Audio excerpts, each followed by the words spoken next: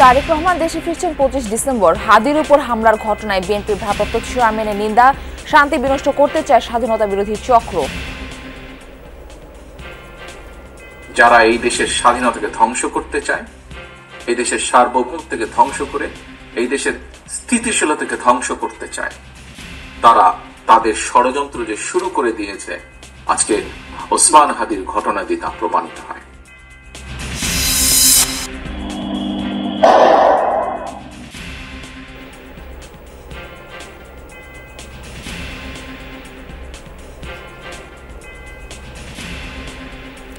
ওসমান হাদির উপর হামলায় জড়িত কেউ গ্রেপ্তার হয়নি এখনো। মাথায় গুলিবিদ্ধ ইনকিলাব মঞ্চের মুখপাত্রের অবস্থা সংকটাপন্ন, এভার কেয়ারে চলছে চিকিৎসা। হামলাকারীদের দ্রুত আইনের আওতায় আনার নির্দেশ প্রধান উপদেষ্টার। ঢাকা সহ বিভিন্ন স্থানে বিক্ষোভ, প্রতিবাদ, অপরাধীদের দৃষ্টান্তমূলক শাস্তির দাবি।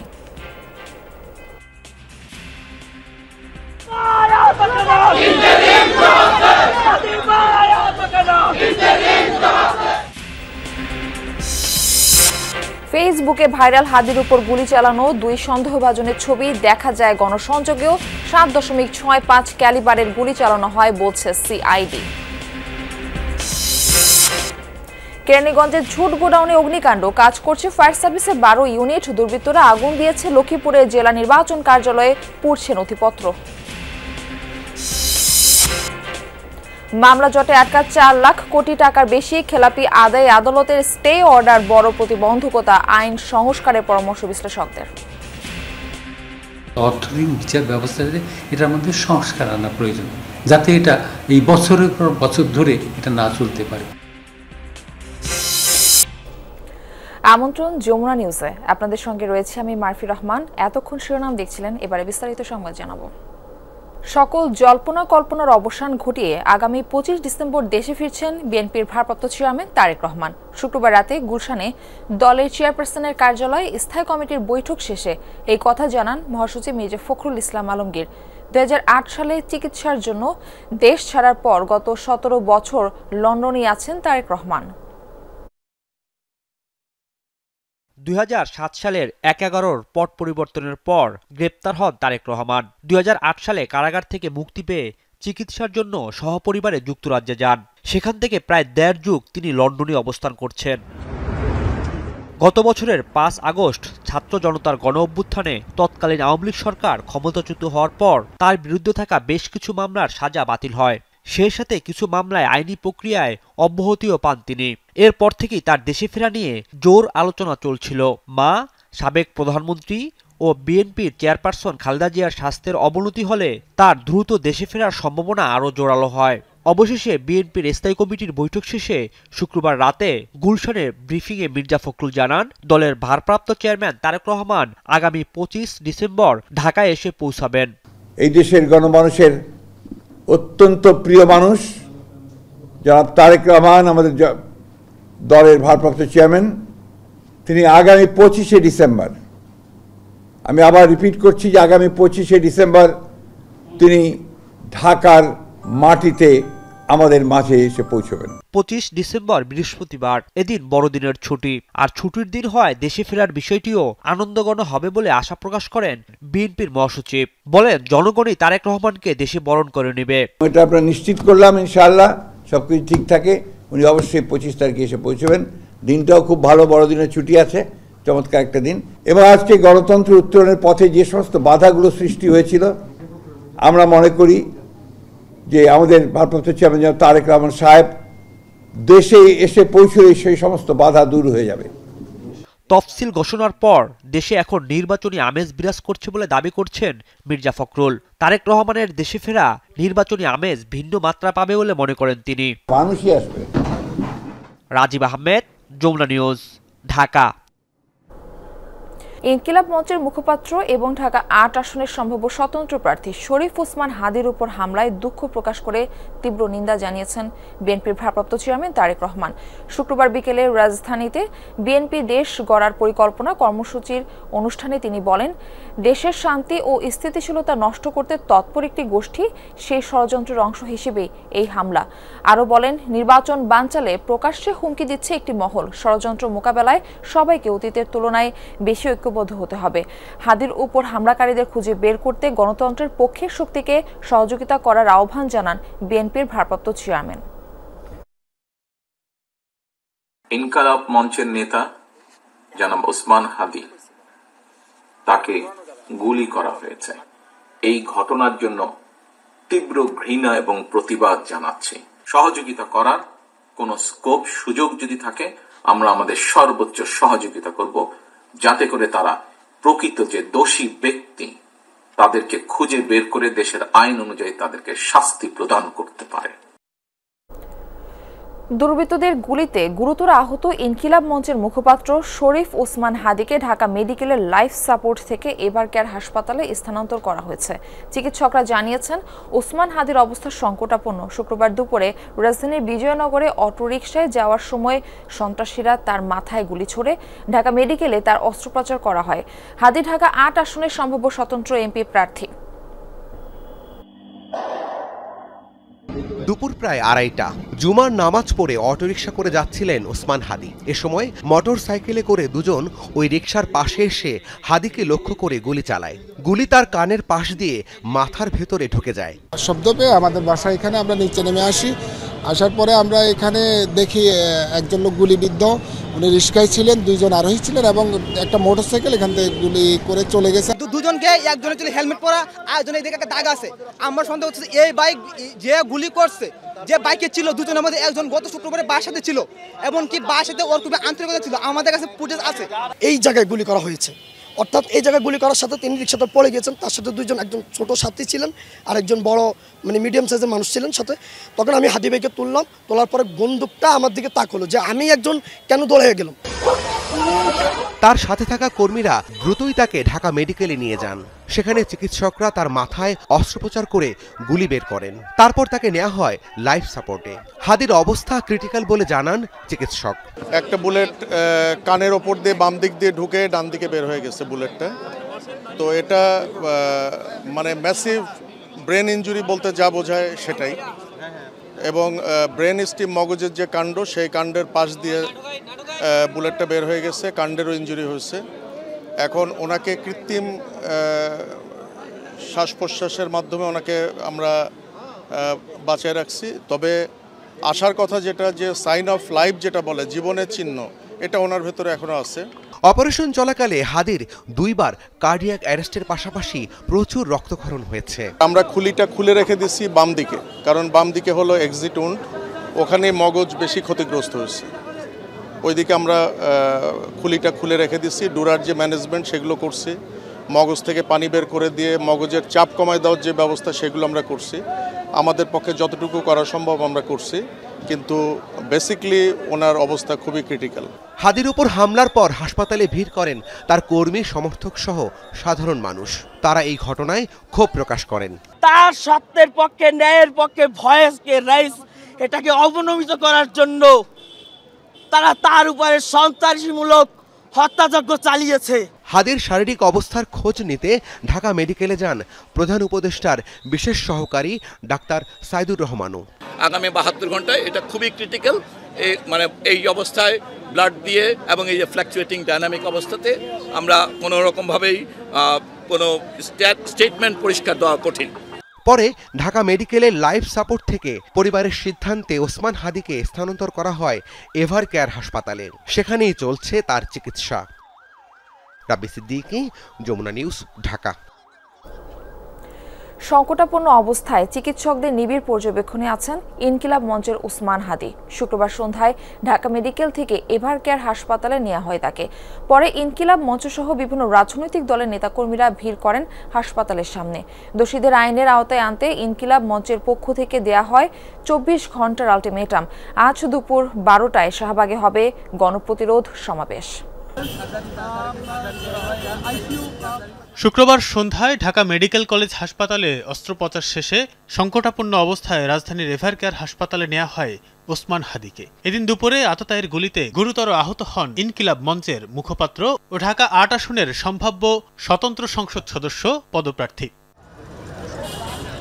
এভার কেয়ারে হাদিকে দেখতে যান সরকারের 3 উপদেষ্টা সহ বেশ কয়েকটি রাজনৈতিক দলের নেতারা। ইনকিলাব মঞ্চের নেতাকর্মীরাও উপস্থিত ছিলেন সেখানে।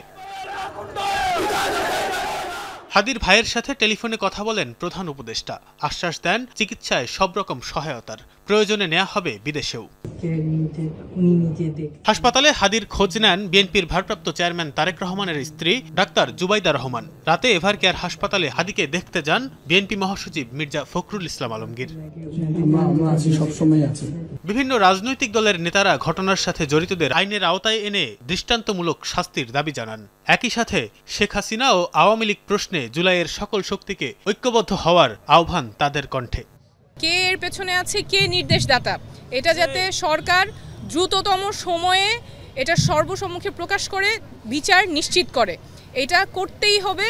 এবং আমরা এর আগ পর্যন্ত এটা নিয়ে কথা বলা বন্ধ করব না, মাঠ ছাড়ব না। যে ঘটনাটা আজকে ঘটলো এটার দায় অনেক বেশি প্রশাসনের। তারা এই মেসেজটা পর্যন্ত দিতে পারে যে আপনি আপনার প্রতি অ্যাটাক হতে পারে, তাহলে তারা সেটা ফিরানোর ক্ষমতা রাখে। জামাত, বিএনপি সহ বাংলাদেশে যারা ফ্যাসিবাদ বিরোধী আন্দোলন করেছে, জুলাইয়ের যত পক্ষের শক্তি আছে সবাইকে আজকে আমাদেরকে ঐক্যবদ্ধ হতে হবে হাসিনার প্রশ্নে, এবং এই যারা ফ্যাসিবাদ কায়েম করেছে তাদের বিচারের প্রশ্নে আমাদের সবাইকে এক হইতে হবে। পরে জরুরি সংবাদ সম্মেলনে আগামী 24 ঘন্টার মধ্যে দোষীদের শনাক্ত করে আইনের আওতায় আনার দাবি জানায় ইনকিলাব মঞ্চ। জানান নিবিড় পর্যবেক্ষণে আছেন ওসমান হাদি। উন্নত চিকিৎসার জন্য হাদিকে বিদেশে পাঠানোর দাবি নেতাদের। ডাক্তাররা তাকে নিবিড় পর্যবেক্ষণে রেখেছেন, প্রয়োজনে চার্টার্ড বিমান করে তাকে চিকিৎসা গ্রহণের জন্য অতি দ্রুত বিদেশে পাঠানো হোক। আমরা কোনোভাবেই শুনতে চাই না যে ওসমান হাদিকে যে গুলি করেছে সে অন্য কোনোভাবে মারা গেছে। আমরা জানতে চাই আইন শৃঙ্খলা বাহিনী তাকে গ্রেফতার করবে এবং এর পিছনে কারা কারা রয়েছে তাদেরকে খুঁজে বের করবেন। আমরা 24 ঘন্টার আলটিমেটাম দিচ্ছি। আমি এবং জাবের ভাই ছাড়া ইনকিলাব মঞ্চের হয়ে অন্য কারো কথা ইনকিলাব মঞ্চের স্টেটমেন্ট হিসেবে প্রচার করবেন না, এবং আমরা এখনো পর্যন্ত জানি না যেটা কে করেছে। আমরা কাউকেই সন্দেহের বাইরে রাখছি না। শনিবার দুপুরে শাহবাগে কর্মসূচির ঘোষণা দিয়ে গুজবে কান না দেওয়ার অনুরোধ ইনকিলাব মঞ্চের নেতাদের। দুপুর 12টায় শাহবাগে ইনকিলাব মঞ্চের গণপ্রতিরোধ সমাবেশ। তানফির সিদ্দিক টিপু, যমুনা নিউজ, ঢাকা। ওসমান হাদির উপর হামলাকারীদের দ্রুত আইনের আওতায় আনার নির্দেশ দিয়েছেন প্রধান উপদেষ্টা ডক্টর মোহাম্মদ ইউনূস। এই ঘটনায় গভীর উদ্বেগ প্রকাশ করেন তিনি। রাতে ওসমান হাদির ভাইয়ের সাথে ফোনে কথা বলে চিকিৎসার সর্বোচ্চ সহায়তার আশ্বাস দেন। বিকেলে এক বিবৃতিতে প্রধান উপদেষ্টা বলেন, নির্বাচনী পরিবেশে এমন সহিংস হামলা অগ্রহণযোগ্য। দেশের শান্তিপূর্ণ রাজনৈতিক অঙ্গনের জন্য এটি অত্যন্ত দুঃখজনক ঘটনা। আহত ওসমান হাদির সর্বোচ্চ চিকিৎসা নিশ্চিতে সংশ্লিষ্টদের প্রয়োজনীয় ব্যবস্থা গ্রহণের নির্দেশ দেন তিনি। এছাড়া চিকিৎসা কার্যক্রম নিবিড়ভাবে তদারকি করতে স্বাস্থ্য মন্ত্রণালয়কে প্রয়োজনীয় দিক নির্দেশনাও দেওয়া হয়েছে। একই সাথে আইন শৃঙ্খলা বাহিনীকে দ্রুত হামলায় জড়িত সবাইকে শনাক্ত করে আইনের আওতায় আনার কঠোর নির্দেশ দিয়েছেন প্রধান উপদেষ্টা।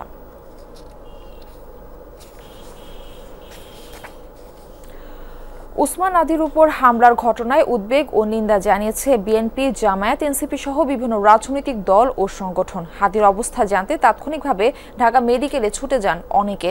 দোষীদের দ্রুত গ্রেফতার ও বিচারের আওতায় আনার দাবি জানান তারা।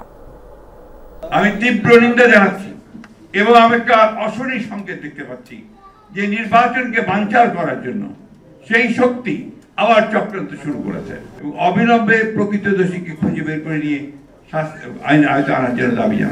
এরশাদুল্লাহ সাহেব, তিনিও চট্টগ্রাম মহানগরীর আহ্বায়ক, তাকে গুলি করে আহত করা হয়েছিল। এইটার প্রতিবাদে ঢাকা সহ সারা বাংলাদেশে বিক্ষোভ মিছিল করবে। সেই জন্য ফিরে এসে মুক্তির লড়াই আবার রাজপথে আমাদের সকলের সাথে শরীক হতে পারে আল্লাহ তাআলার দরবারে সেই দোয়া করছি। তবে একটা কথা, মেসেজ ভেরি ক্লিয়ার, এই জাতি কোনো গুলিকে পরোয়া করবে না। এই সরকার, এই নির্বাচন কমিশন যদি নিরাপত্তা দিতে না পারে, যদি তারা এই দোষীদেরকে বিচারের আওতায় না মানতে পারে, যদি আওয়ামী লীগকে সম্পূর্ণভাবে নির্মূলের ব্যবস্থা করতে না পারে, ফলে এই সরকারের বিরুদ্ধে আমাদের একটা ব্যবস্থা নিতে হবে। গুলিটা প্রথমত আটকে ছিল, ব্রেইনের একটা অংশ ক্ষতিগ্রস্ত হয়েছে এবং সে যখন কাত হয়ে পড়েছে তার বুকের এখানেও জমাট রক্ত বেঁধে গেছে। আওয়ামী লীগের বিভিন্ন গ্রুপে ষড়যন্ত্র করা হয়েছে টার্গেট কিলিংয়ের। সেখানে তারা 50 জন 60 জনের হিট লিস্ট করেছে। ক্রিমিনাল রেকর্ড যাদের আছে সকলকে কারাগারে বন্দী না করে একটা নির্বাচন করা সম্ভব না। শাহবাগ, ঢাকা বিশ্ববিদ্যালয়, ঢাকা মেডিকেলের সামনে সব জায়গায় এক দাবি, ওসমান হাদির উপর হামলার দ্রুত বিচার। ঢাকা ৮ আসনের সম্ভাব্য স্বতন্ত্র প্রার্থী ও ইনকিলাব মঞ্চের মুখপাত্র শরীফ ওসমান হাদির উপর গুলির ঘটনায় রাজধানী সহ সারা দেশে বিক্ষোভ মিছিল করেছে বিভিন্ন রাজনৈতিক দল ও সংগঠন। ঢাকা ৮ আসনের স্বতন্ত্র সংসদ সদস্য পদপ্রার্থী ও ইনকিলাব মঞ্চের মুখপাত্র ওসমান হাদির উপর সন্ত্রাসী হামলার প্রতিবাদে রাজধানীর শাহবাগ, ঢাকা বিশ্ববিদ্যালয় ও ঢাকা মেডিকেলের আশপাশের এলাকায় বিক্ষোভ করে বিভিন্ন রাজনৈতিক সংগঠনগুলো। বিক্ষোভে ছাত্র সংগঠনের নেতারা হাদির উপর হামলার তীব্র প্রতিবাদ জানান। সন্ধ্যায় ঢাকা মেডিকেলের সামনে বিক্ষোভ করে ছাত্রদল নেতাকর্মীরা। তাফসিল ঘোষণার পরবর্তী সময় আইনশৃঙ্খলা পরিস্থিতির এমন অবনতিতে উদ্বিগ্ন তারা। অবিলম্বে দোষীদের চিহ্নিত করে গ্রেফতারের দাবি ছাত্রদল নেতাদের। এই কাপুরুষোচিত হামলার সাথে কারা জড়িত সেই সন্ত্রাসীদের চিহ্নিতপূর্বক গ্রেফতার এবং সুষ্ঠু তদন্তের মাধ্যমে জাতির সম্মুখে পেশ করবেন যে কারা এই নির্বাচন বানচাল করতে চায়। গুলিবর্ষণকারী যারা সন্ত্রাসী তাদেরকে যেন অতি দ্রুত সময়ের মধ্যে এই অন্তর্বর্তীকালীন সরকার গ্রেপ্তার করে সে দাবি জানাচ্ছি। শাহবাগ থেকে প্রতিবাদ মিছিল নিয়ে ঢাকা বিশ্ববিদ্যালয়ের দিকে যায় আপ বাংলাদেশ। রাজু ভাস্কর্যের সামনে বিক্ষোভ থেকে দুর্বৃত্তদের 12 ঘন্টার আলটিমেটাম দেয় ছাত্র অধিকার পরিষদ। আমরা বিভক্তির যে দেওয়াল চারদিকে দেখতে পাচ্ছি, সেই বিভক্তির মাঝে হাদি ভাই ছিল বিপ্লবীদের ঐক্যের প্রতীক। আগামী 12 ঘন্টার মধ্যেই ওসমান হাদিকে যারা হত্যার উদ্দেশ্যে গুলি করেছে তাদেরকে গ্রেফতার করতে হবে, নাহলে আমার ভাই আইসিইউতে থাকবে, আপনি যমুনায় আরামায়েশ করবেন, সেই আরামায়েশ কিন্তু আমরা মেনে নেব। বাংলা মোটর থেকে বিক্ষোভ মিছিল নিয়ে বিভিন্ন সড়ক প্রদক্ষিণ করে শাহবাগ এলাকায় যায় এনসিপি নেতাকর্মীরা। মিছিলে অংশ নেন জাতীয় যুবশক্তির কেন্দ্রীয় নেতারাও। এছাড়া হাদি সমর্থক গোষ্ঠী নামে আরেকটি সংগঠন বিক্ষোভ করেছে ঢাকা বিশ্ববিদ্যালয় এলাকায়। এছাড়াও ইনকিলাব মঞ্চের মুখপাত্র শরীফ ওসমান হাদির উপর হামলার প্রতিবাদে চট্টগ্রাম, রংপুর, রাজশাহী, ঝালকাঠি সহ দেশের বিভিন্ন স্থানে বিক্ষোভ মিছিল অনুষ্ঠিত হয়েছে। রেদওয়ান আহমেদ, যমুনা নিউজ। ইনকিলাব মঞ্চের মুখপাত্র শরীফ ওসমান হাদির উপর হামলার প্রতিবাদ জানিয়ে দেশের বিভিন্ন স্থানে বিক্ষোভ হয়েছে। লক্ষ্মীপুরে বিক্ষোভ মিছিল ও প্রতিবাদ সমাবেশ করেছেন ছাত্র জনতা। শুক্রবার রাতে শহরের চকবাজার মসজিদ মোড় থেকে মিছিল শুরু হয়ে শহরের প্রধান প্রধান সড়ক প্রদক্ষিণ করে। পরে উত্তর টেমোহনি এলাকায় সংক্ষিপ্ত সমাবেশ হয়। বক্তারা বলেন, জুলাইয়ের অন্যতম শক্তি ওসমান হাদির উপর এই হামলা সুপরিকল্পিত।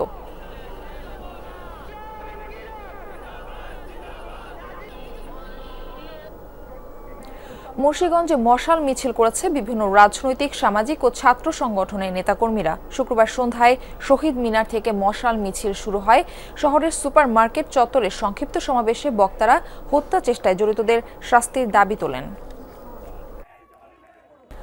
ওসমান হাদিকে গুলি করতে ব্যবহার করা হয়েছে 7.65 ক্যালিবারের গুলি। সিআইডি কর্মকর্তারা যমুনা টেলিভিশনকে বিষয়টি নিশ্চিত করেছেন। হামলাকারী মোটরসাইকেলের 2 আরোহী দিনভর হাদির সঙ্গে মতিঝিল এলাকায় গণসংযোগে ছিলেন বলে জানান তার কর্মী সমর্থকরা। তবে তাদের এখনও শনাক্ত করা যায়নি। ঘটনাস্থল থেকে নানা ধরনের আলামত সংগ্রহ করেছে সিআইডি ক্রাইম সিন ইউনিট। এ নিয়ে এখনই বিস্তারিত বলার সময় হয়নি বলে জানান কর্মকর্তারা।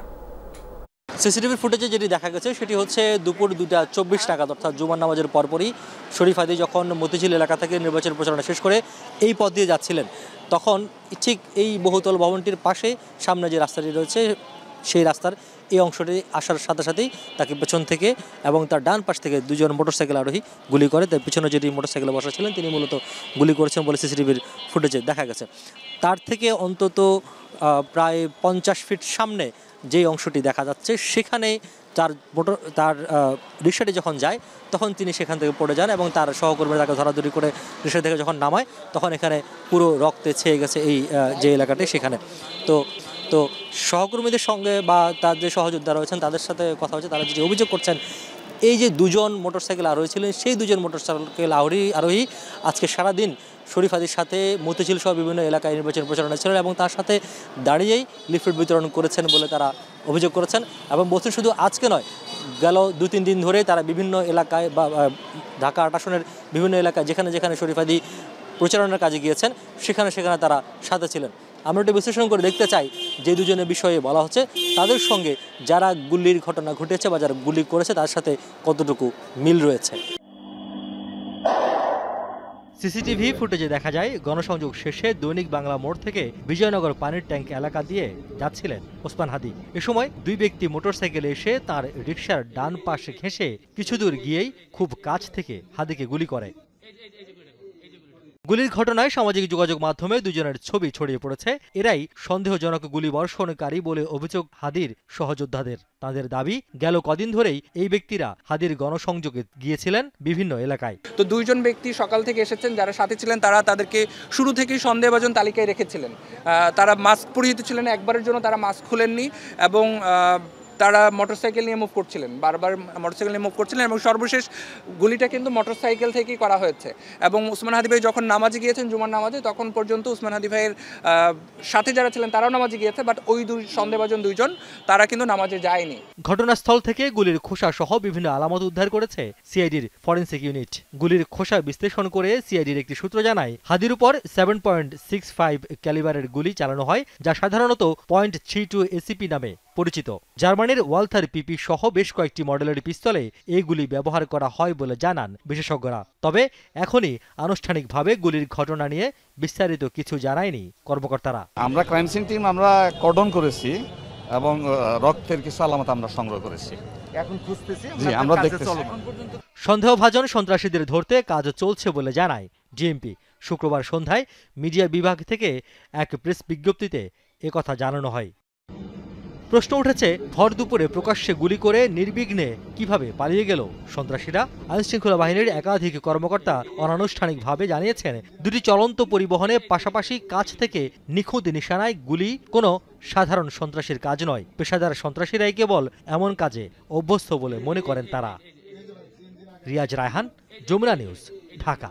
কেরানীগঞ্জের আগানগর এলাকায় একটি ঝোট গোডাউনে ভয়াবহ আগুন লেগেছে। ফায়ার সার্ভিসের তথ্য অনুযায়ী ভোর 5:30 নাগাদ তারা অগ্নিকাণ্ডের খবর পান। এরপরই একে একে 12টি ইউনিট আগুন নিয়ন্ত্রণে যোগ দেয়। ঝোট কারখানাটি বাবুবাজার সংলগ্ন 12তলা ভবনের নিচতলায় অবস্থিত। দোতলা পর্যন্ত ছড়িয়ে পড়ে আগুনের লেলিহান শিখা। ধোঁয়ায় ছেড়ে যায় পুরো এলাকা। প্রথমে স্থানীয়রা আগুন নিয়ন্ত্রণে এগিয়ে যায়, পরে ফায়ার সার্ভিসকে খবর দিলে একে একে যোগ দেয় 12টি ইউনিট। এখনও পর্যন্ত আগুনের সূত্রপাত সম্পর্কে জানা যায়নি। বৈদ্যুতিক শর্ট সার্কিট থেকে এই অগ্নিকাণ্ড মনে করছেন স্থানীয়রা। ক্ষয়ক্ষতি নিরূপণ হয়নি এখনও।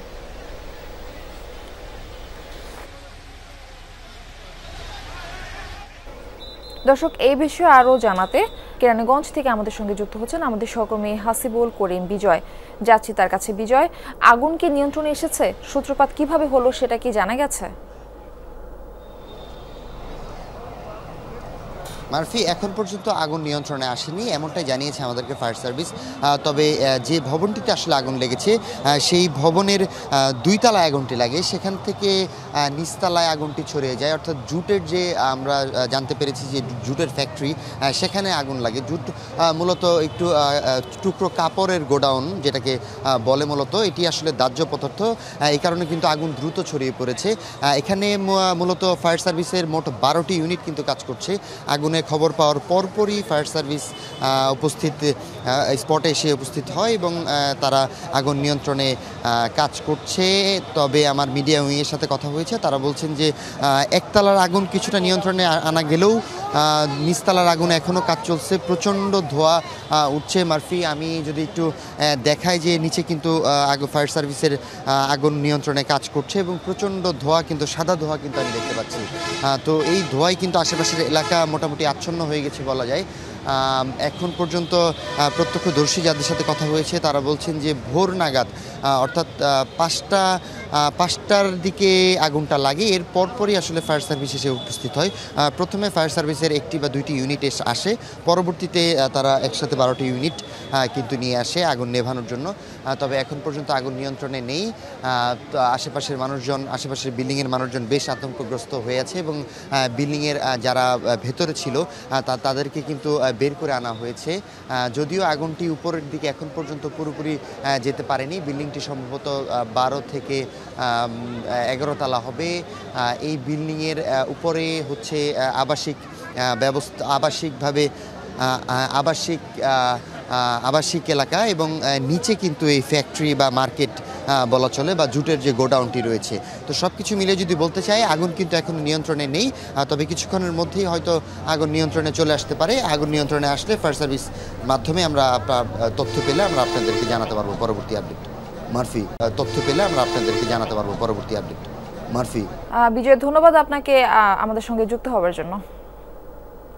লক্ষ্মীপুরে জেলা নির্বাচন কার্যালয়ে আগুন দিয়েছে দুর্বৃত্তরা, এতে পুড়ে গেছে বেশ কিছু নথিপত্র। গতরাত 4টার দিকে শহরের মজুপুর এলাকায় এই ঘটনা ঘটে। জেলা নির্বাচন অফিসার জানান, ভবনের জানালার কাঁচ ভেঙে পেট্রোল ঢেলে কক্ষে আগুন দেওয়া হয়। বিষয়টি টের পেয়ে নাইট গার্ড ও এক কর্মচারী দ্রুত আগুন নেভান। আগুনে পুড়েছে বিভিন্ন নথিপত্র, তবে বড় ধরনের কোনো ক্ষয়ক্ষতি হয়নি বলেও জানিয়েছেন জেলা নির্বাচন কর্মকর্তারা। খবর পেয়ে ঘটনাস্থল পরিদর্শন করেন আইনশৃঙ্খলা বাহিনীর কর্মকর্তারা। নাশকতাকারীদের দ্রুত আইনের আওতায় আনার নির্দেশ দেওয়ার কথা জানিয়েছেন জেলা প্রশাসক SM মেহেদি হাসান। পেট্রোল ঢেলে আগুন দেয়, সাথে সাথে আমাদের নাইট গার্ড এবং একজন কর্মচারী ছিলেন, তিনিও টের পাওয়ার পর তারা নিজেরাই বালতিতে করে পানি নিয়ে সেই আগুন নিভিয়ে দিলেন। কাগজপত্র হালকা নষ্ট হয়েছে, বড় ধরনের কোনো ক্ষতি হয়নি। মামলার জালে আটকা 4 লাখ কোটি টাকার বেশি, যার বেশিরভাগই আদায় অযোগ্য। বিপুল খেলাপি ঋণের কারণে নানা নেতিবাচক প্রভাব পড়ছে ব্যাংক ও অর্থনীতিতে। ব্যাংকাররা বলছেন, খেলাপি আদায়ে তারা তৎপর, যে কারণে মামলার পরিমাণও বাড়ছে। আদালতের স্টে অর্ডার খেলাপি আদায়ে সবচেয়ে বড় প্রতিবন্ধকতা, এমনটাও জানান ব্যাংকাররা। দ্রুত মামলা নিষ্পত্তির জন্য প্রয়োজনে আইনি সংস্কারের পরামর্শ বিশ্লেষকদের। নিয়ম নীতির তোয়াক্কা না করে শুধু রাজনৈতিক বিবেচনায় ঋণ দেওয়া হয়েছে বিগত সময়ে, যার বেশিরভাগই এখন পরিণত হয়েছে খেলাপিতে। লুকানো খেলাপিও সামনে চলে আসায় পরিমাণ ঠেকেছে প্রায় 6.5 লাখ কোটিতে। এসব ঋণ আদায়ে তৎপরতা বাড়িয়েছে ব্যাংক। টাকা ফিরে পেতে অর্থঋণ আদালতে মামলাও হচ্ছে, কিন্তু খুব একটা সুফল মিলছে না। বাংলাদেশ ব্যাংকের তথ্য অনুযায়ী জুন শেষে অর্থঋণ আদালতে মামলার সংখ্যা দাঁড়িয়েছে 2,22,341টিতে। এসব মামলায় আটকে আছে 4,07,000 কোটি টাকার উপরে। আগের প্রান্তিকে 2,19,633টি মামলায় আটকে থাকা টাকার পরিমাণ ছিল 3,20,000 কোটি। ব্যাংকাররা বলছেন, খেলাপি আদায়ে সব ধরনের উদ্যোগ নিচ্ছেন তারা, কিন্তু প্রতিবন্ধকতা হয়ে দাঁড়িয়েছে আদালতের স্টে অর্ডার। ব্যাংকের কেসের সবথেকে বিস্ফোরক হচ্ছে স্টে অর্ডার। যেটাই করতে যান না কেন স্টে অর্ডার, কারণ আমি যখন মামলা করছি আমি আমার নামে অ্যাসেট পেয়ে গেছি, এরপরেও যখন জারি মামলা করি তখন আবার ওইটার উপর স্টে অর্ডার আসে, মানে প্রতি পদে পদে স্টে অর্ডার আসছে। ব্যাংকগুলোর এখন আর্থিক অবস্থা মোটেই ভালো নয়, সুতরাং এই জিনিসটি খুব দ্রুততার সাথে একটা মামলা কেসগুলো যদি আমরা ফয়সালা করতে পারি তাহলে এটা হবে। চলতি বছরের এপ্রিল-জুন প্রান্তিকে অর্থঋণ আদালতে 11,944টি মামলা নিষ্পত্তি হলেও নতুন করে মামলা হয়েছে 14,652টি, অর্থাৎ নিষ্পত্তির চেয়ে নতুন মামলার সংখ্যা বেশি। বিশ্লেষকরা বলছেন, অর্থঋণ আদালতে প্রতিটি মামলার সাথে গ্রাহকের আমানত জড়িত, তাই মামলাগুলো দ্রুত নিষ্পত্তি হতে হবে। এজন্য প্রয়োজনে আইন সংস্কারের কথাও বলছেন তারা। বিচার ব্যবস্থায় অর্থাৎ অর্থঋণ বিচার ব্যবস্থাতে এটার মধ্যে সংস্কার আনা প্রয়োজন, যাতে এটা এই বছরের পর বছর ধরে এটা না চলতে পারে। যেমন একটা মামলা হলে আমাদের একটা নির্বাহী এটা হয়তো 6 মাসের মধ্যে বা একটা নির্দিষ্ট সময়ের মধ্যে এটা সমাধান করতে হবে, কারণ এটা তো একটা জরুরি একটা প্রয়োজন। আমাদের আর্থিক খাত থেকে যদি আমরা বাঁচাতে চাই, এই ঋণটাকে তো আদায় করতে হবে। বাংলাদেশ ব্যাংক বলছে, অর্থঋণ আদালতের মামলা নিষ্পত্তিতে ব্যাংকগুলোকে আরও আন্তরিক হতে হবে। ব্যাংকের আইন এবং আদায় বিভাগকে সমন্বিতভাবে উদ্যোগ নেওয়ার কথাও বলছে নিয়ন্ত্রক সংস্থা। মামলা দায়েরের মাধ্যমেই দায়িত্ব পালন শেষ না, মামলার দ্রুত নিষ্পত্তির জন্য যত ধরনের পদক্ষেপ গ্রহণ করা দরকার, ভালো উকিল নিয়োগ, আদালতের নিয়মিত যোগাযোগ রক্ষা করা, যাতে মামলার মানে কজ লিস্টে তাদের নামটা উপরের দিকে থাকে, এগুলো করতে হবে। এবং তাদের যে লিগ্যাল ডিভিশন আছে ব্যাংকগুলোর এবং রিকভারি ডিভিশন, এই দুটা ডিভিশনকে এখানে সবচেয়ে বেশি মানে গুরুত্বপূর্ণ ভূমিকা পালন করতে হবে। খেলাপি আদায় ছাড়া ব্যাংকিং খাত নাজুক অবস্থা থেকে ঘুরে দাঁড়াতে পারবে না বলেও মনে করেন সংশ্লিষ্টরা। আলমগীর হোসেন, যমুনা নিউজ, ঢাকা। বাংলাদেশের ১৯ বছর পার হলেও ঢাকায় ভিসা সেন্টার চালু করেনি ইউরোপের নতুন কোনো দেশ। ফলে পোল্যান্ড, রোমানিয়া, ফিনল্যান্ড সহ অনেকগুলো দেশে পড়ালেখার সুযোগ পেয়েও যেতে পারছেন না অনেকে। পররাষ্ট্র মন্ত্রণালয় বলছে আর্থিক কারণসহ নানা জটিলতায় ভিসা সেন্টার চালু করতে পারেনি দেশগুলো। এই পরিস্থিতিতে দেশগুলোর সাথে আলোচনা বন্ধ না করার তাগিদ দিচ্ছেন বিশেষজ্ঞরা। ৫ আগস্ট ২০২৪ জুলাই গণঅভ্যুত্থানের পর থেকেই চরম টানাপোড়েনে ঢাকা-দিল্লি সম্পর্ক, যার প্রভাব পড়েছে বাংলাদেশিদের ভারত ভ্রমণেও বন্ধ আছে পর্যটক ভিসা। ইউরোপের বেশ কয়েকটি দেশের মিশন নেই ঢাকায়, ফলে দিল্লি গিয়ে ভিসা নিতে হয় বাংলাদেশিদের। এসব সংকট সমাধানে বছরখানেক আগে দিল্লিতে থাকা ইউরোপের বিভিন্ন দেশের মিশন প্রধানদের ঢাকায় আমন্ত্রণ জানায় বাংলাদেশ। সেখানে বাংলাদেশিদের জন্য ভিসা সেন্টার দিল্লির বদলে অন্য কোথাও স্থানান্তর কিংবা সম্ভব হলে ছোট পরিসর হলেও কনসুলার সেবা ঢাকায় চালুর অনুরোধ ছিল প্রফেসর ইউনূসের।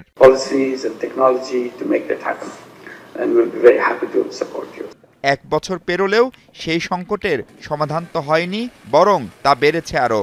সরকার বলছে ঢাকার পক্ষ থেকে অনুরোধ জানানো অব্যাহত থাকলেও বাস্তবতা ভিন্ন। আর ভিসা না দেওয়ার পেছনে ভুয়া কাগজপত্র সংকট আরও বাড়াচ্ছে বলেও জানান পররাষ্ট্র উপদেষ্টা। কাউকে কাউকে বলছি যে তোমাদের সাথে অনেক ভিসা আদান প্রদান হয়, তোমরা একটা ছোট্ট মিশন খোলো এখানে, অথবা বলছি যে অন্যান্য দেশে অ্যালাউ করো। যেমন কোনো কোনো দেশে অ্যালাউ করছে, কিন্তু সেই দেশেও তো আমাদের কারণে ভিসা রেস্ট্রিকশন হচ্ছে, কাজেই তাদেরকে তো আমি দোষারোপ করতে পারি না। একটা ব্যাংক স্টেটমেন্ট যে ব্যাংকে গিয়ে নেবে, তার পরিবর্তে ওই এজেন্টের উপর ছেড়ে দেওয়া হয়, সে একটা ফেক স্টেটমেন্ট দিয়ে দেয় এবং তারপরে ভিসা নিয়ে সমস্যা হয়। তবে ঢাকায় নতুন করে কোনো দেশের ভিসা সেন্টার চালু যে জটিল প্রক্রিয়া, সে কথা স্মরণ করিয়ে এটি নিয়ে টার্গেট দেশগুলোর সাথে আলোচনা চালিয়ে যাওয়ার তাগিদ দেন সাবেক কূটনীতিকরা। এই জন্য সরকারকে যেটা করতে হবে সেটা হলো একটা জনসচেতনতা তৈরি করা, যে যারা জেনুইন ছাত্র তারাই যেন বিদেশে পড়ালেখার জন্য আবেদন করে এবং তাদের কাগজপত্রের মধ্যে স্বচ্ছতা এবং একই সঙ্গে ডকুমেন্টেশনগুলো যেন যথাযথ থাকে। যাদের এখানে ভিসা ফ্যাসিলিটিস নাই তাদেরকে সরকার বারংবার অ্যাপ্রোচ করতে পারে এবং ওই অ্যাপ্রোচ করা ছাড়া আর বিকল্প কিছু নাই। স্বপ্নের ইউরোপ যাত্রা নির্বিঘ্ন করতে এজেন্টদের উপর নির্ভরশীল না থেকে প্রয়োজনীয় কাগজপত্র জমার আগে আবেদনকারীদের চেক করার পরামর্শ দিচ্ছেন বিশেষজ্ঞরা। মাহফুজ মিশু, যমুনা নিউজ, ঢাকা। ভোটাররা নির্বাচনের সময় সৎ, যোগ্য এবং উন্নয়নমুখী নেতৃত্ব দেখতে চান, কিন্তু বাস্তবতা হলো ভোটের সময় এই প্রত্যাশা ও ভোটারদের বড় অংশের আচরণে দেখা যায় অমিল। প্রায় সবাই দেশের সামগ্রিক উন্নয়ন ও দুর্নীতিমুক্ত নেতৃত্বের প্রয়োজনীয়তার কথা বলেন, কিন্তু যখন প্রশ্ন আসে নিজের দৈনন্দিন জীবনে আইন মানার, তখনই ভোটারদের একাংশের মধ্যে দেখা যায় দ্বিধাদ্বন্দ্ব। সংশ্লিষ্টরা বলছেন এই দ্বৈত মানসিকতা থেকে বের হবার সময় এসেছে। ময়মনসিংহ শহরের সিকে ঘোষ রোড ও গাঙ্গিনাপাড় এলাকা ফুটপাত দখল করে দোকান দেয়া এই ব্যবসায়ীদের কাছে প্রশ্ন, নির্বাচনে কেমন প্রার্থীকে বিজয়ী দেখতে চান তারা। যাতে ভালো কাজ করে, জনগণ যাতে ভালো থাকে, সুন্দর থাকে, এটি তো আমরা চাই। আমরা তো আর এর কাছে অন্য কিছু চাই না। বাংলাদেশে একজন ভালো সরকার চাই, যাতে দুর্নীতিমুক্ত থাকে, জনগণ ভালো রাখবে, ব্যবসা বাণিজ্য ভালো হবে, এটাই চাই। এবার একটু প্রত্যন্ত এলাকায় যাওয়া যাক, জানতে চাই এই জনপদের মানুষ কেমন সরকার চান। ভালো নেতা চাই, ভালোভাবে চালাইতে পারে, হ্যাঁ, দেশের মানুষ জনগণ যাতে ভালোভাবে চলতে পারে। সৎ লোক চাই, যাতে ভালো কাজ করে দেশের উন্নয়নের জন্য, গরিব দুঃখীর পাশে থাকে, এমন লোকই আমরা চাই। সুষ্ঠু নির্বাচন নিশ্চিতে বড় ভূমিকা থাকে গণমাধ্যম কর্মীদের। তারা বলছেন ভোটে দলীয় প্রভাব, ব্যক্তিগত সম্পর্ক, আর্থিক লোভ কিংবা প্রথা অনুসরণ করে ভোট দেন অনেকেই। এতে সত্যিকার অর্থে যোগ্য নেতৃত্ব নির্বাচন কঠিন হয়ে পড়ে। যে প্রার্থী বিজয়ী হচ্ছে মনে করছে ভোটাররা, তাদেরকে আসলে ভোট দেওয়ার চিন্তা করে এবং ভোট দেয়। ভোটাররা যারা আছে তারা কিন্তু রাজনৈতিক দলে শুধুমাত্র মার্কা দেখে, কে যোগ্য, কে কতটা উন্নয়ন করবে, এই বিষয়টা তাদের মাথায় পড়ে আসে। একটা বড় অংশ ভোটার আছে, তারা ওই টাকার প্রতি আসলে প্রভাবিত হয়ে যায়। টাকা দেখে আসলে তাদের যে প্রার্থীটা আসলে পরিবর্তন হয়ে যায়। বিশেষজ্ঞরা বলছেন সুশাসনের মূল ভিত্তি আইনের প্রয়োগ ও মেনে চলা। সরকারের পাশাপাশি দায়িত্ব থাকে নাগরিকেরও। এবার সুযোগ এসেছে নির্বাচন ও গণতান্ত্রিক প্রক্রিয়ায় টেকসই পরিবর্তন আনার। সাধারণ মানুষের ভাবনায় পরিবর্তন আনতে হলে মূল ভূমিকা রাখতে হবে সচেতন নাগরিক ও রাজনীতিবিদদের। কাউকে সামনে পেলে অতীতের যে অপরাধ আছে কেউ যদি একটু কথা বলে তখন তারা ভুলে যায়। এই যে ভুলে যাওয়ার যে প্রবণতা, এটিকে এই জায়গা থেকে আমরা উত্তরণ চাই। অর্থবিত্তের মাসেলের চর্চা থেকে তারা যদি বেরিয়ে না আসেন এবং রাজনীতিকে শুধু পেশার বাইরে জনসেবার জায়গাটায় যদি না নিয়ে আসতে পারেন, ক্ষমতায় যাওয়া না, দায়িত্ব নেওয়ার কালচারটা যদি প্রতিষ্ঠা করতে না পারেন, তাহলে আমরা তো দেখব যে আবার তাদের পরাজয়ের সম্ভাবনা সমূহ। নাগরিক দায়িত্ব পালন ও সচেতন ভোটার তৈরি করা গেলেই দেশের গণতন্ত্রকে আরও এগিয়ে নেওয়া সম্ভব বলে মত বিশেষজ্ঞদের। আর এজন্য সবচেয়ে বেশি দরকার মানসম্মত শিক্ষা। হুসাইন শাহিদ, যমুনা নিউজ, ময়মনসিংহ। গোপালগঞ্জের আদালতপাড়ায় শুক্রবার রাতে ককটেল ছুড়েছে দুর্বৃত্তরা। পুলিশ জানায় দুর্বৃত্তরা আদালতের সামনের সড়কে দুটি ককটেল নিক্ষেপ করে। বিস্ফোরণের বিকট শব্দে আতঙ্ক ছড়ায় এলাকায়। খবর পেয়ে ঘটনাস্থলে গিয়ে আলামত সংগ্রহ করে পুলিশ। সিসি ক্যামেরার ফুটেজ বিশ্লেষণ করে দুর্বৃত্তদের শনাক্তের চেষ্টা চলছে। এই ঘটনায় নিরাপত্তা জোরদার করা হয়েছে, বাড়ানো হয়েছে আইনশৃঙ্খলা বাহিনীর টহল। হলের সংখ্যা অপ্রতুল, যা আছে তাতেও জায়গা নেই। ভয়াবহ আবাসিক সংকটে বরিশাল বিশ্ববিদ্যালয়। ৮০% বেশি শিক্ষার্থী থাকছে বিশ্ববিদ্যালয়ের আবাসিক সুবিধার বাইরে। তাতে শিক্ষার্থীদের লেখাপড়ার খরচ বাড়ছে, আছে নিরাপত্তার ঝুঁকিও। যারা ভাগ্যক্রমে হলে সিট পাচ্ছে তাদেরও ভোগান্তির অন্ত নেই। বিশ্ববিদ্যালয় প্রশাসনও দিতে পারছে না কোনো সুখবর। কাউসার হোসেনের প্রতিবেদন। ৪ জনের কক্ষে ৮ জনের বাস, তাই বিঘ্নিত হচ্ছে শিক্ষার্থীদের লেখাপড়া, স্বাভাবিক জীবনযাপন। ২০১২ সালের ২৪ জানুয়ারি বরিশালে অস্থায়ী ক্যাম্পাসে যাত্রা শুরু করে দেশের ৩৩তম পাবলিক বিশ্ববিদ্যালয়। এর ৩ বছর পর কীর্তনখোলার তীরে কর্ণকাঠিতে স্থায়ী ক্যাম্পাসে স্থানান্তরিত হয় বরিশাল বিশ্ববিদ্যালয়। স্থায়ী ক্যাম্পাস পেলেও আবাসিক সুবিধা থেকে বঞ্চিত শিক্ষার্থীরা। একজনের সিটে থাকতে হয় ২ জনকে। হলে আছে আরও সংকট, আছে স্বাস্থ্য ঝুঁকি। আমাদের যেখানে রানিং ৭,০০০ থেকে ১০,০০০ স্টুডেন্ট আমরা পড়াশোনা করি, সেখানে আমাদের মাত্র ছেলেদের জন্য 2টা হল, মেয়েদের জন্য 2টা হল। একটা রুমে হচ্ছে 4টা সিট। 4টা সিটে থাকার কথা ছিল 4 জন শিক্ষার্থী, কিন্তু সেখানে আমাদের থাকতে হচ্ছে বেড শেয়ার করে একটা সিটে 2 জন করে, টোটাল 8 জন। আমাদের এতগুলো মানুষের জন্য একটা মাত্র ওয়াশরুম কিংবা এটাও অনেকটা অস্বাস্থ্যকর। ক্যান্টিন ডাইনিংয়ে খাবারের মান ও দাম নিয়েও অভিযোগ শিক্ষার্থীদের। তারা পরিষ্কার ছিল না। খাবার জিনিসটা যদি অপরিষ্কার হয়, খাওয়া তো দেখেই খাওয়া যায় না। খাবারের বিভিন্ন সময় বিভিন্ন ধরনের ময়লা আবর্জনা বা পোকামাকড় পাওয়া যায়, যা আমাদের শরীরের জন্য অস্বাস্থ্যকর। বিশ্ববিদ্যালয়ের প্রতিষ্ঠা লগ্নে 4টি অনুষদের অধীনে 6টি বিভাগে শিক্ষার্থী ছিল 400 জন। বর্তমানে 10,000-এর বেশি শিক্ষার্থী লেখাপড়া করছে 26টি বিভাগে। বিভাগ ও শিক্ষার্থীদের সংখ্যা বাড়লেও বাড়েনি আবাসন সুবিধা। 4টি আবাসিক হলে বসবাসের সুযোগ পাচ্ছে মাত্র 1800 থেকে 2000 শিক্ষার্থী। 80% শিক্ষার্থীকেই বাইরে থাকতে হয় এবং তাদের এ কারণে তাদের নানামুখী সমস্যার সম্মুখীন হতে হয়। হলে থাকার যে নিরাপত্তাটা, বাহিরে আমরা সেটা ঠিকভাবে ওই অপরচুনিটিটা পাই না। উপাচার্য জানান, সংকট সমাধানে নতুন প্রকল্পের ফিজিবিলিটি স্টাডি চলছে। সমস্যা সমাধানের জন্য আমরা একটা প্রজেক্ট নিয়েছি, যে প্রজেক্টের ফিজিবিলিটি স্টাডি চলতেছে। এখানে একজন পিডি নিয়োগ হয়েছে, উনি কাজ করতেছেন। খুব শীঘ্রই ফিজিবিলিটি স্টাডি আমাদের শেষ করতে হবে। তবে বাস্তবতা বলছে ভিন্ন কথা। মাটি পরীক্ষা এবং প্রায় 28টি স্থাপনা নির্মাণের প্রস্তাবিত প্রকল্পের সম্ভাব্যতা যাচাইয়ে গেল জুনে 3 কোটি টাকার একটি প্রকল্প অনুমোদন দিয়েছে মন্ত্রণালয়। তবে এতদিনেও সেই অনুমোদিত প্রকল্পের কার্যক্রম শুরু হয়নি। বিশেষজ্ঞরা বলছেন, ফিজিবিলিটি স্টাডি যত দেরিতে হবে, মূল প্রকল্পের অগ্রগতি ততটাই পিছিয়ে যাবে। প্রকল্প পরিচালক বলছেন, নির্ভরযোগ্য পরামর্শক প্রতিষ্ঠান না পাওয়ায় কাজ শুরু করতে বিলম্ব হচ্ছে। এই বিশ্ববিদ্যালয় একটা দৃষ্টিনন্দন ক্যাম্পাস যদি করতে চাই, তাহলে আপনার এই যেমন তেমন প্রকারের কোনো ইঞ্জিনিয়ার দিয়ে করাইলে সেটা হবে না। বিশ্ববিদ্যালয়ের ভিত্তিপ্রস্তর স্থাপন করা হয়েছিল 2011 সালের 22 ফেব্রুয়ারি। 1.5 দশকেও পূর্ণতা পায়নি দক্ষিণাঞ্চলের সর্বোচ্চ এই বিদ্যাপীঠ। কাউসার হোসেন, যমুনা নিউজ, বরিশাল। কলকাতা পৌঁছেছেন লিওনেল মেসি। শুক্রবার রাতে বিশেষ ফ্লাইটে ভারতে পা রাখেন এলম্যান্টন। মেসির সফর সঙ্গী হয়ে কলকাতায় এসেছেন তার ক্লাব সতীর্থ লুইস সুয়ারেজ ও ডিপল।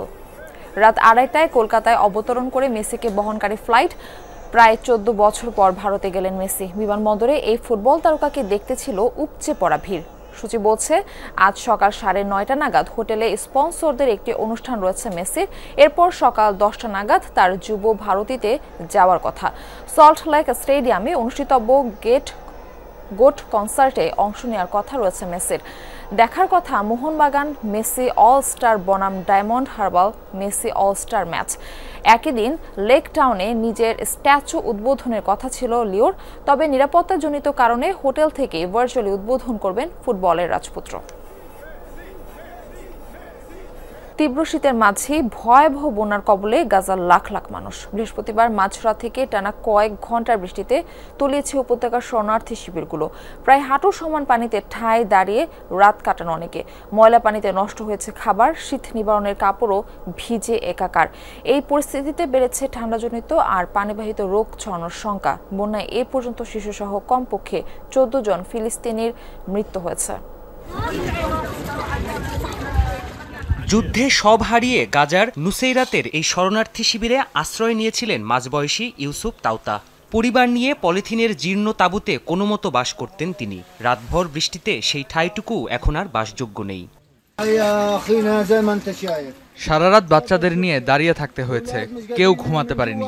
শুধু আমি নই, পুরো ক্যাম্পের পরিস্থিতি এমন। আমাদের সব খাবার নষ্ট হয়ে গেছে।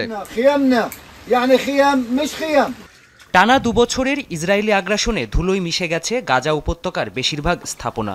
বাধ্য হয়ে প্লাস্টিক আর ছেঁড়া ত্রিপল দিয়ে তাঁবু টানিয়ে বাস করত 15 লাখ গাজাবাসী। এ পরিস্থিতিতে বৃহস্পতিবার রাতভর টানা বৃষ্টিতে বন্যা পরিস্থিতি তৈরি হয় উপত্যকা জুড়ে। ভেঙে পড়ে বেশ কিছু তাঁবু। পানিতে ভিজে একাকার শুকনো কাপড়, কম্বল আর প্রয়োজনীয় আসবাব।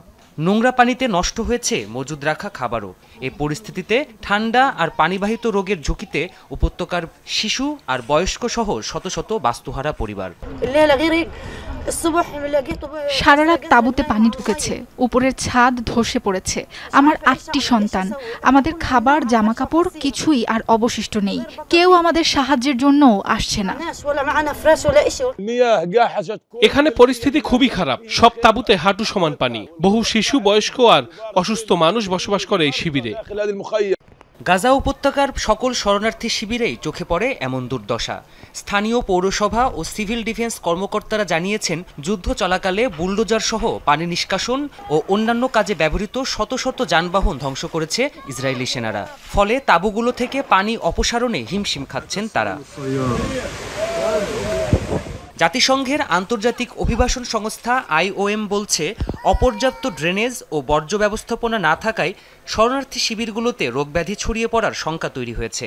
সংস্থাটির অভিযোগ, জরুরি ভিত্তিতে কাঠ, বালুর বস্তা এবং পানি নিষ্কাশনের পাম্প সহ বিভিন্ন সরঞ্জাম প্রয়োজন হলেও তা প্রবেশে বাধা দিচ্ছে তেল আবিব।